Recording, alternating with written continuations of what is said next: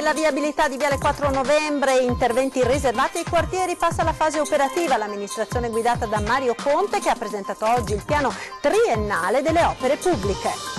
Frontale tra due furgoni a Cimadolmo, 2 feriti, uno grave, e a San Polo di Piave 79enne perde la vita investito da un'auto mentre attraversa la strada. Il secondo pedone travolto e ucciso in meno di una settimana. L'omicidio dei coniugi Nicolasi a Rolle, il marocchino grande accusatore di Sergio Papa, è stato condannato con rito abbreviato a 2 anni e 6 mesi di reclusione per spaccio. Presentata stamane a Tokyo la candidatura italiana per le Olimpiadi invernali 2026 con logo e video ufficiali. Zaia, il sogno di un'intera comunità. 21enne di Mogliano multato con 50 euro per essersi seduto sui gradini di Palazzo Chiericati a Vicenza, una delle vittime della nuova ordinanza sul decoro del sindaco del capoluogo berico. Un nuovo ambulatorio dedicato alla cura di una patologia femminile invalidante come l'endometriosi è stato inaugurato all'ospedale di Oderzo, nosocomio al centro di un importante intervento di riqualificazione. Al via gli eventi del Natale trevigiano, accese le luci alla Loggia dei Cavalieri, trasformata per le feste in un bosco incantato che ospiterà concerti e spettacoli, poi sarà la volta degli addobbi nelle periferie.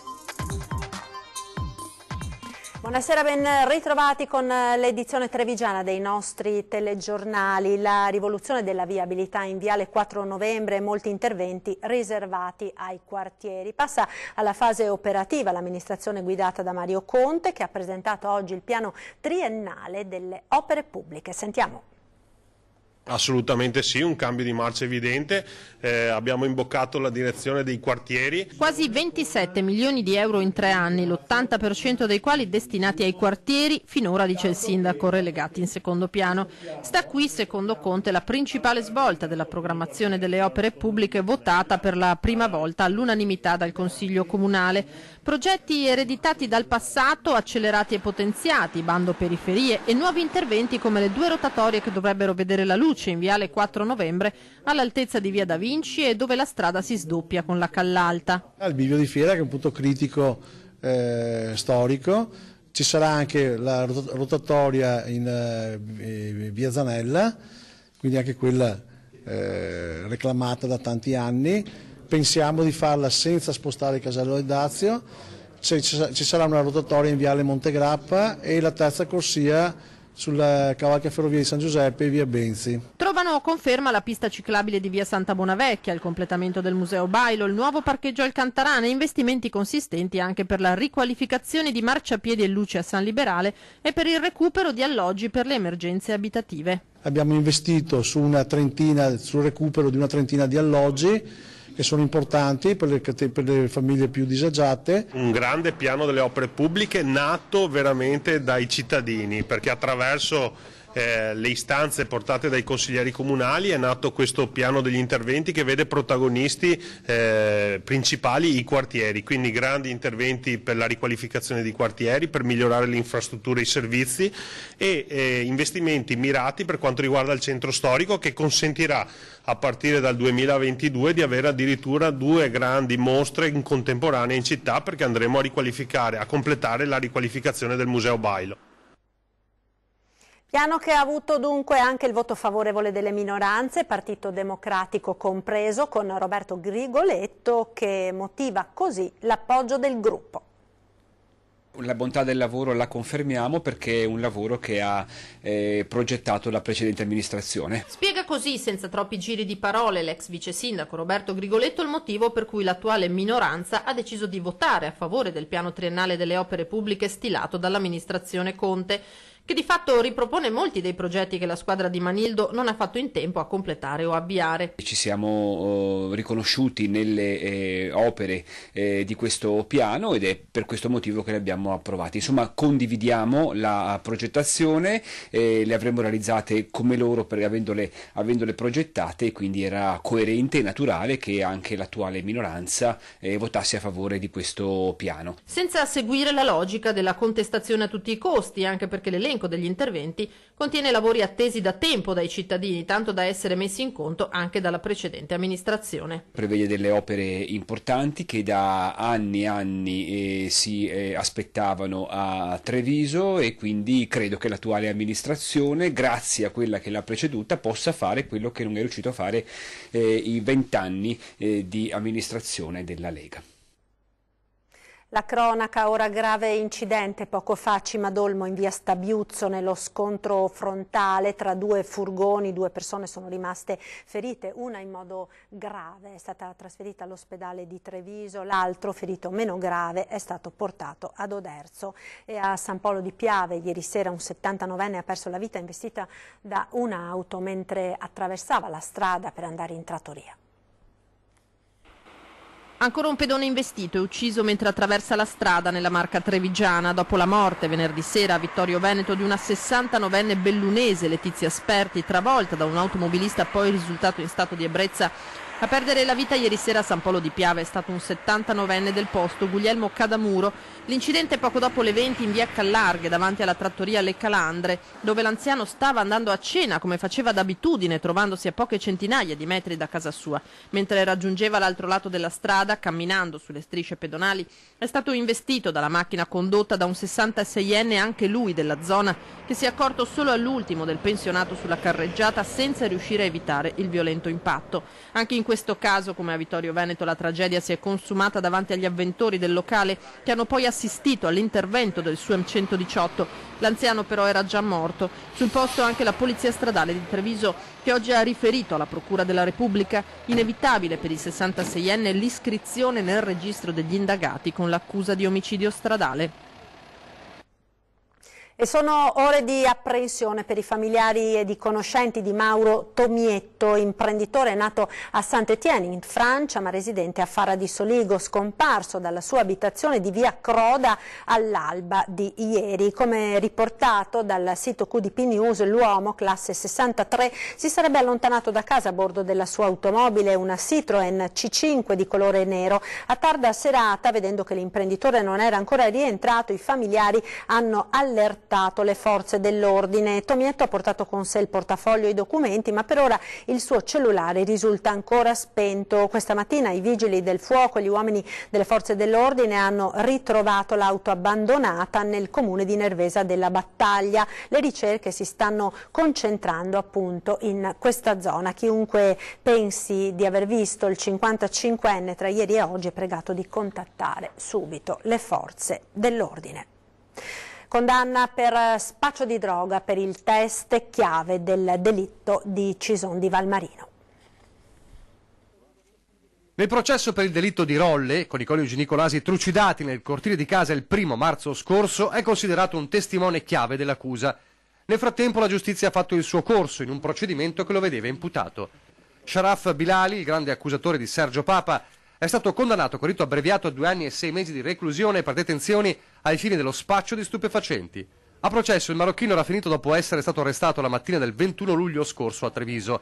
Era entrato in una pasticceria del centro storico ubriaco scatenando il caos e i carabinieri gli avevano trovato addosso circa 2,5 etti di hashish. Per la procura di Treviso è un test chiave nell'indagine sul duplice omicidio, con le dichiarazioni rese ai carabinieri di Mogliano e confermate nel corso dell'incidente promatorio.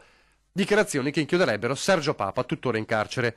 Bilali ha infatti raccontato di aver trascorso alcuni giorni dopo il 1° marzo in compagnia del 35enne e secondo la sua versione una sera, mentre erano nella stessa camera d'albergo, Papa avrebbe pianto davanti a un servizio TV sul delitto per poi confidargli in lacrime «li ho uccisi io». Una testimonianza ritenuta attendibile contro Papa, che invece si è sempre professato innocente. Cambiamo decisamente argomento, parliamo della candidatura Cortina Milano per le Olimpiadi invernali del 2026 che questa mattina è stata presentata ufficialmente a Tokyo.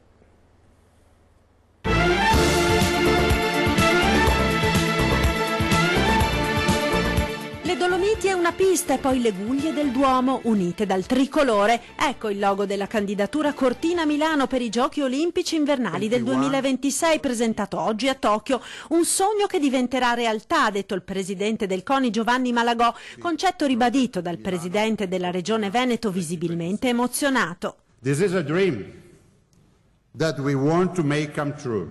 70 years after the memorable edition of Cortina 1956, the first Olympic Games ever hosted in Italy. Il maestoso scenario delle Alpi ed in particolare delle Dolomiti, patrimonio mondiale UNESCO, con la ricchezza culturale di Milano, saranno la forza per i Giochi 2026. È una candidatura che parte dal basso, ha continuato Zaia di fronte al CIO. Di fronte a voi c'è tutta una comunità che ama e vuole le Olimpiadi. Cortina e Milano daranno vita ad un concetto innovativo di giochi, completamente in linea con le indicazioni del CIO.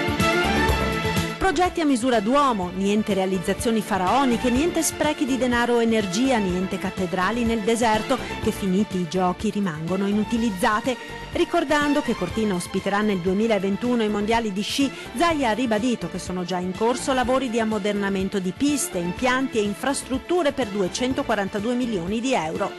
I giochi invernali non sono un problema per noi, ha proseguito il governatore, è una grande opportunità e siamo orgogliosi di ospitarli. We look forward to receiving your decision. La presentazione della candidatura italiana è durata una ventina di minuti con la proiezione del video promozionale. Oltre a Malagò e Zaia sono intervenuti anche il sindaco di Milano Giuseppe Sala e l'olimpionica azzurra Arianna Fontana.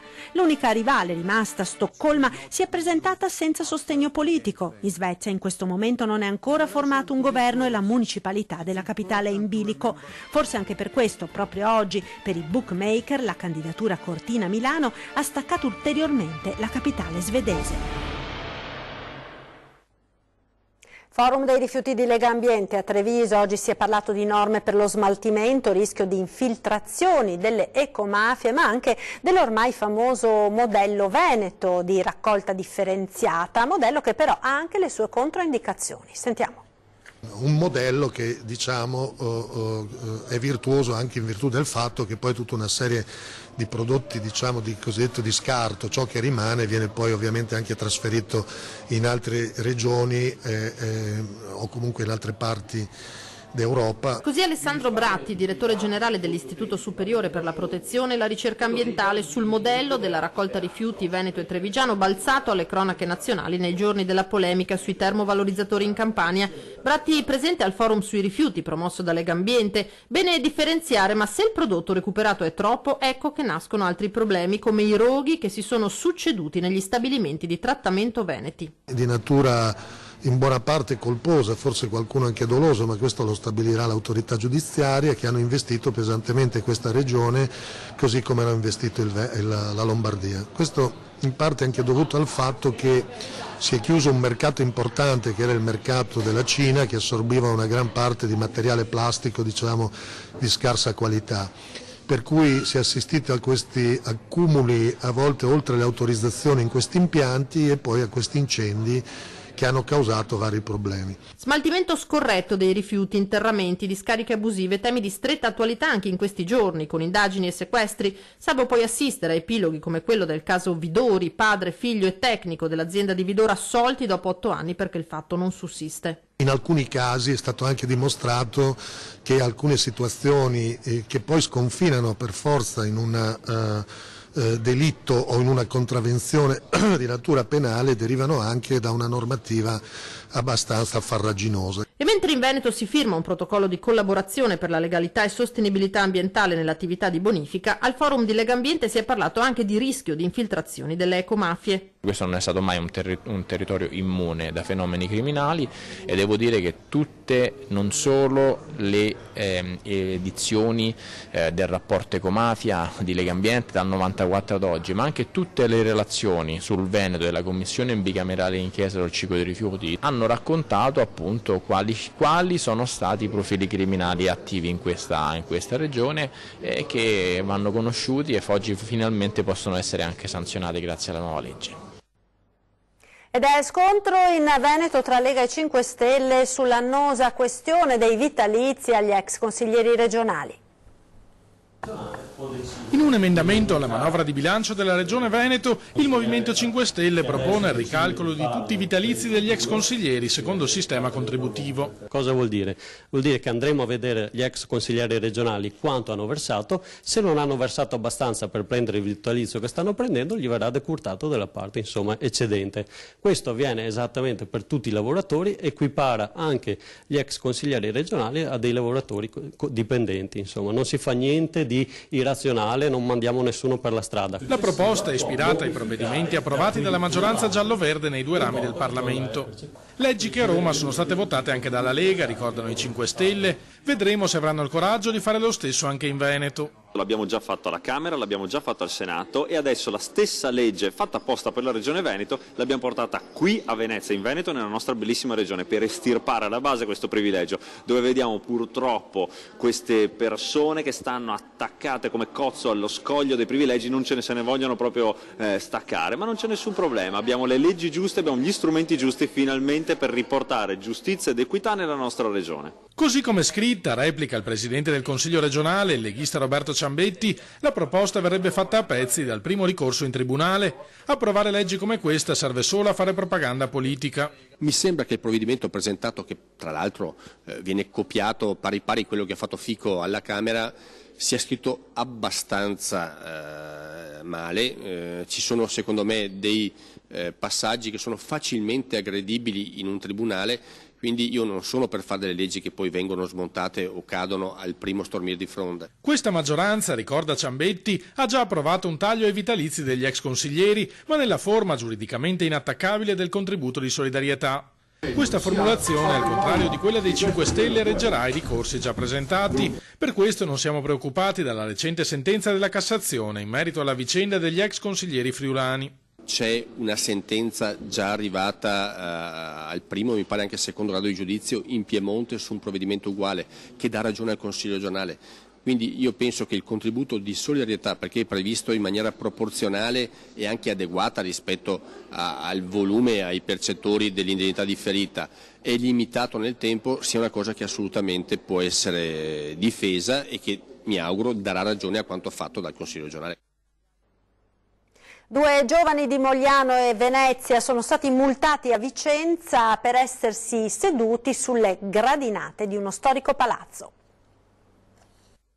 Giovani maleducati che bivaccano sui monumenti, si sdraiano, ascoltano musica a tutto volume, mangiano, bevono, magari abbandonano cartacee e bottiglie o ancora usano pattini e skateboard su antiche pavimentazioni, una diffusa inciviltà alla quale le amministrazioni comunali fanno fronte con varie ordinanze. L'ha fatto anche Vicenza, dove in concomitanza con l'apertura di un'importante mostra sono stati vietati bivacchi sulle gradinate di Palazzo Chiericati. In una settimana 4 i verbali staccati dalla polizia locale. Tra i multati un 21enne di Mogliano ed un 25enne veneziano, pizzicati dai vigili mentre erano seduti sui gradini dello storico edificio. Per loro una sanzione da 50 euro e gli è andata pure bene, perché il provvedimento del comune, oltre all'ordine di allontanamento, prevede anche un inasprimento della sanzione da 100 a 300 euro per chi, sedendosi o comunque occupando spazi, impedisce agli altri di accedere a Palazzo Chiericati. Pubblicità, ora linea alla regia, a tra poco.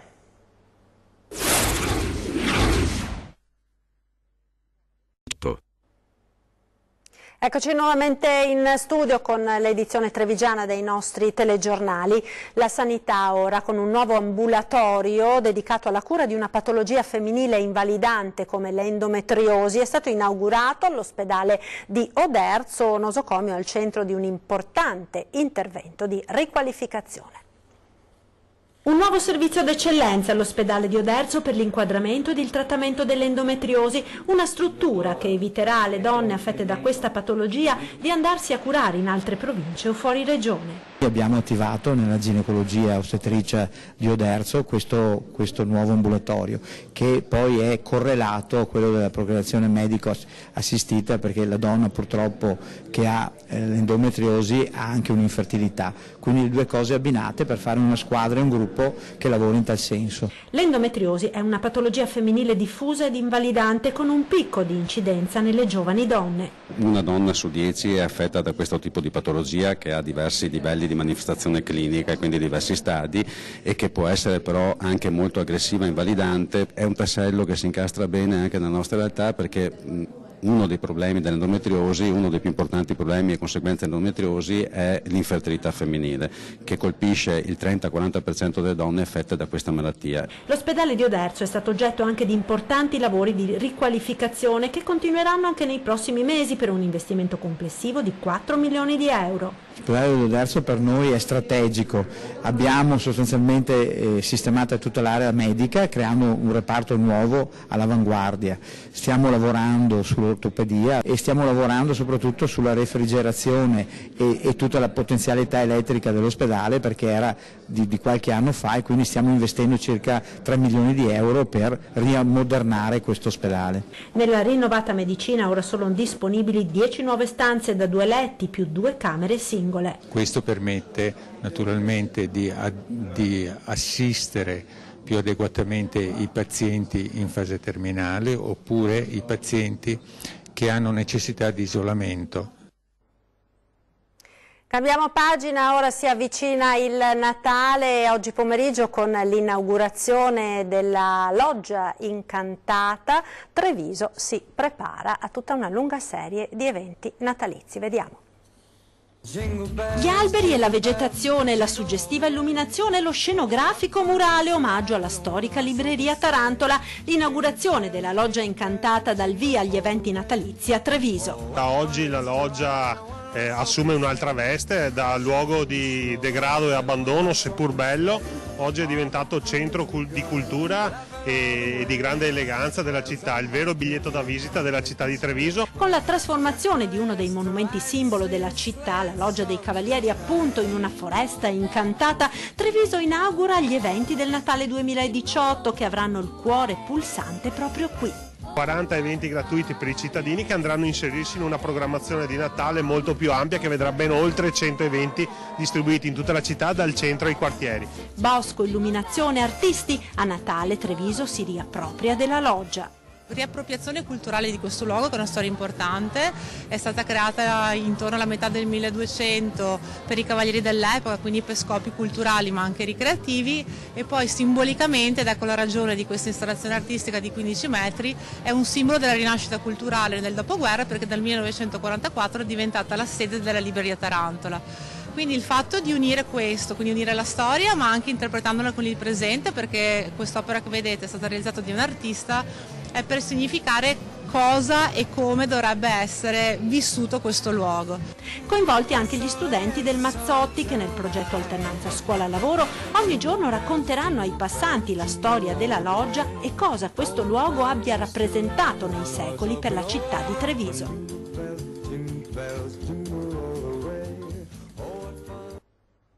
Ed ora ci occupiamo di un'eccellenza del nostro territorio capace di conquistare in Norvegia ben 5 medaglie mondiali. Sono stati ben 5 i riconoscimenti ottenuti dal caseificio San Rocco di Tezze sul Brenta nel Vicentino al World Cheese Awards, la più importante competizione al mondo dedicata ai formaggi. Competizione che quest'anno ha avuto luogo nella città di Bergen, in Norvegia. Al concorso partecipano oltre 3.000 formaggi provenienti da tutto il mondo, sottoposti al giudizio di 500 tra i palati più esigenti. Critici gastronomici, gourmet, cuochi, ristoratori, produttori ed una moltitudine di scrittori e giornalisti del cibo che in un assaggio alla cieca assegnano dei punteggi scegliendo i prodotti da premiare. In questa edizione 2018-2019 il caseificio San Rocco ha ottenuto un riconoscimento per ogni formaggio portato in gara. La medaglia più pregiata, il Super Gold, è arrivata per l'Asiago Fresco DOP e i 2 ori li hanno ottenuti anche il Collina Veneta 12 mesi e il Grana Padano Riserva. A completare il lungo elenco di successi l'argento del formaggio San Rocco e il bronzo del Collina Veneta 18 mesi. Prodotti perfetti dunque a giudizio degli esperti da gustare da soli o da inserire in qualche ricetta come nei prossimi menù per i pranzi di Natale. In sostanza il caseificio di Tezze si conferma un'eccellenza del nostro territorio in cui qualità e gusto sono garantite tutto l'anno. Ed era questo l'ultimo servizio, vi ricordo tra pochissimo torna 20:10, questa sera ospiti in studio Stefano Fracasso, capogruppo del PD in Regione Veneto, e Simone Scarabel, consigliere regionale del Movimento 5 Stelle. È tutto per questa edizione, vi lascio come sempre alle previsioni del tempo, arrivederci.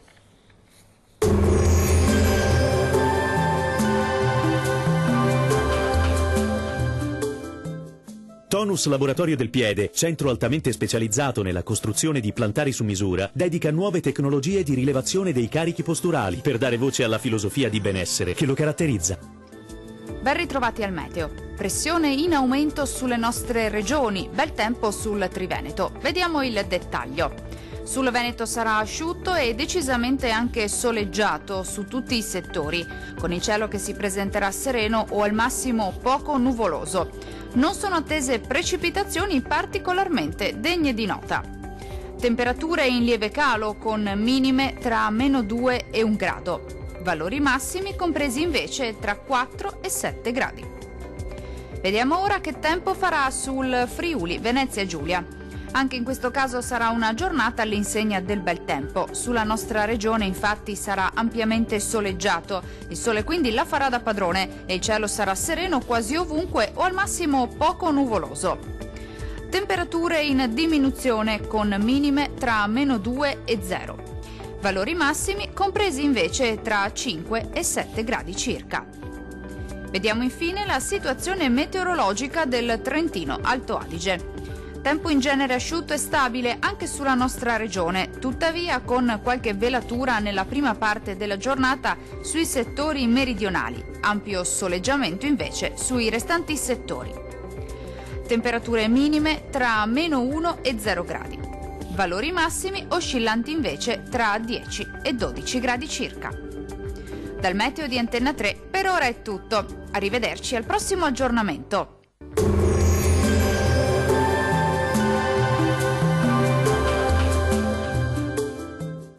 Tonus è il miglior negozio di calzature moda comoda. Qui troverete il più vasto assortimento di calzature Fratelli Tomasi, eleganza e comodità, perché camminare è vivere.